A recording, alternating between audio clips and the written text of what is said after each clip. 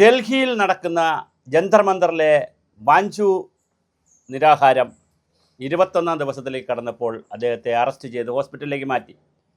ഇത് സംബന്ധമായി ഡൽഹിയിൽ ചില സംഘർഷവും യുവാക്കളുടെയും വിദ്യാർത്ഥികളുടെയും ഒക്കെ ഒരു സംഘർഷവും നടക്കുന്നുണ്ട്.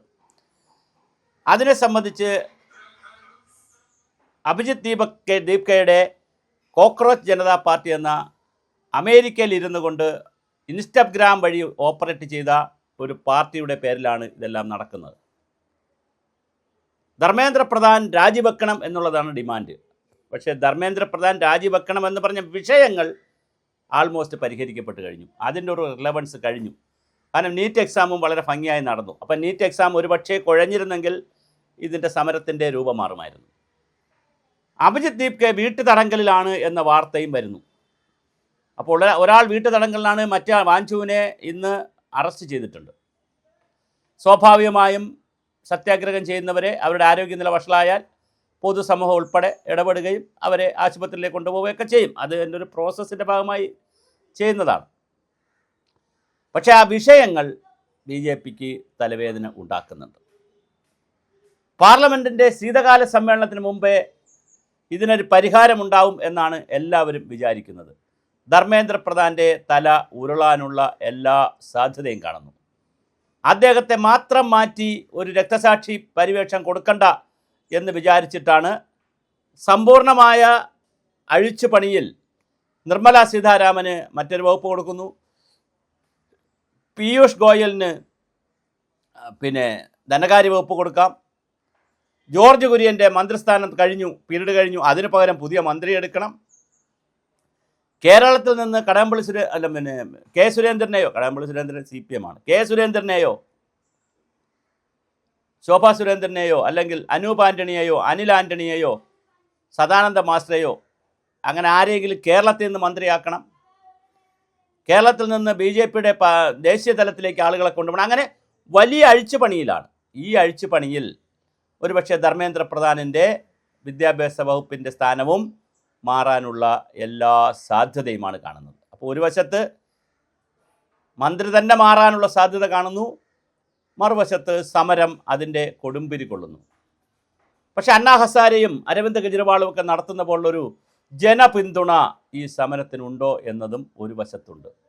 മറുവശത്ത് ഈ സമരത്തെ നന്നായി BJP ഭയക്കുന്നു എന്ന കാര്യവും വളരെ പ്രധാനമാണ്. കാരണം ഇടതുപക്ഷക്കാരും കർഷകരും ഇടതുപക്ഷ തീവ്രവാദ സംഘടനകളും ചില മതസംഘടനകളുമൊക്കെ ഈ സമരത്തിന് പിന്തുണയുണ്ട്, പൗരസമൂഹമുണ്ട്.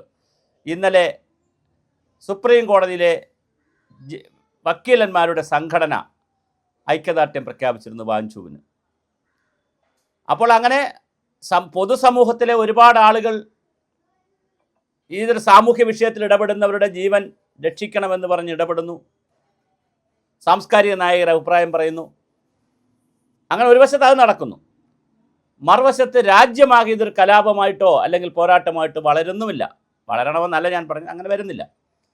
അതേസമയം ടിയാൻമെൻ സ്ക്വയറിൽ നിന്ന് സംഭവിച്ചപ്പോൾ, മുല്ലപ്പൂ വിപ്ലവത്തിൻ്റെ നടന്നപ്പോൾ, നേരത്തെ മറ്റ് പല വിഷയങ്ങൾ അഭയ വിഷയമൊക്കെ വന്നപ്പോൾ ഡൽഹി നിന്ന് കത്തുകയായിരുന്നു.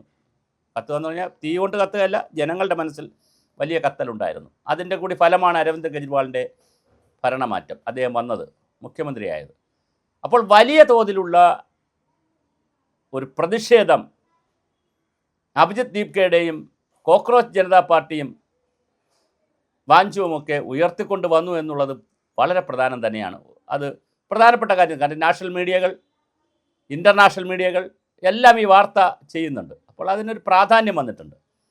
പക്ഷേ ധർമ്മേന്ദ്ര പ്രധാൻ രാജിവെക്കുന്നുമില്ല. ധർമ്മേന്ദ്ര പ്രധാൻ രാജിവെക്കണമെങ്കിൽ രാജി എന്തിനു വയ്ക്കണം? അദ്ദേഹത്തെ ഞാൻ നേരത്തെ പറഞ്ഞൊരു രക്തസാക്ഷിയാക്കി അദ്ദേഹത്തെ ഒരു കുറ്റക്കാരനാക്കി മാറ്റുന്നത് മറ്റ് മന്ത്രിമാർക്കും ഒരു വല്ലാത്ത മെസ്സേജ് പോകും. അതുകൊണ്ട് പുനഃസംഘടനയുടെ ഭാഗമായി റീസ്ട്രക്ചർ ചെയ്യുമ്പോൾ അദ്ദേഹത്തിനെ മാറ്റി മറ്റേതെങ്കിലും പാർട്ടി സ്ഥാനമോ അദ്ദേഹത്തിന് സംസ്ഥാനത്തിലുള്ള ചുമതലയോ എന്തെങ്കിലുമൊക്കെ കൊടുത്തുകൊണ്ട് കറക്റ്റ് ചെയ്തെടുക്കുക എന്ന് പറയുന്ന ഒരു പ്രോസസ്സിലേക്കാണ് BJP നിൽക്കുന്നുവെന്ന് അറിയുന്നത്. എന്തായാലും വാഞ്ചുവിൻ്റെ സമരം വലിയ ദേശീയ ശ്രദ്ധയും അന്തർദേശീയ ശ്രദ്ധയും പെട്ടിട്ടുണ്ട്. അതിൽ BJP അസ്വസ്ഥരുമാണ്. ഒരു വശത്ത് ഹൈഡ്രജൻ ട്രെയിൻ പുറക്കുന്നു, മറുവശത്ത് പൗരാവകാശം എന്നുള്ള നിലയിൽ ഈ സമരങ്ങളെ അടിച്ചമർത്തുമെന്നുള്ള വലിയ വാദം ലോകത്തും ഇന്ത്യക്കെതിരെ വരുന്നുണ്ട്. അപ്പോൾ ഇത് വളരെ പ്രധാനപ്പെട്ട ഒരു കാര്യമാണ്. കഴിഞ്ഞ ദിവസമാണ് SIR-ൽ 5 കോടി ആളുകൾ എങ്ങനെ പുറത്തുപോയി, അതും ഒരു പ്രത്യേക മത ജാതി വിഭാഗത്തിൽപ്പെട്ടവർ മാത്രം എങ്ങനെ പുറത്തുപോയെന്ന് പറഞ്ഞ് ഐക്യരാഷ്ട്രസഭയിൽ നിന്നുള്ള UN നിന്നുള്ള ഒരു വിശദീകരണം അല്ലെങ്കിൽ ഒരു അഭിപ്രായം ചോദിച്ചുകൊണ്ട് ഇന്ത്യ ഗവൺമെൻറ്റിന് കത്ത് കിട്ടിയത്. അപ്പോൾ ഒരു വശത്ത് വികസന പ്രവർത്തനം നടക്കുന്നു, സാങ്കേതിക വിദ്യകളുടെ വികസനം നടക്കുന്നു, എല്ലാം നടക്കുന്നു. മറുവശത്ത് മനുഷ്യാവകാശ ധ്വംസനങ്ങളുടെയും പൗരാവകാശ ധ്വംസനങ്ങളുടെയും ഒരു പ്രതീതി കൂടി ഉണ്ടാവുന്നു.